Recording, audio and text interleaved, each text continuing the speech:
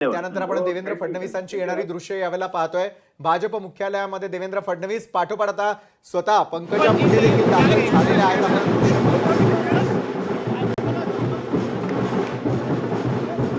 खूप आनंद वाटतोय मला, आवाज येत नाहीये माझ्या आनंदाचा।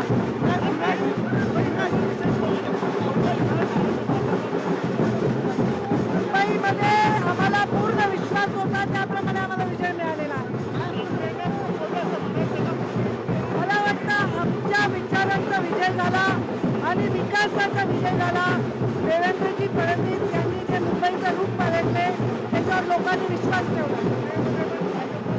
पुणे, पिंपरी चिंचवड, नांदेड, नाशिक सगळीकडे आम्हाला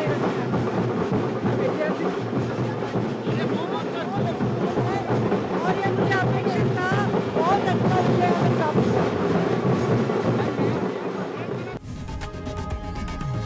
लोकशाही मराठी ऐका, पहा, जागरूक रहा।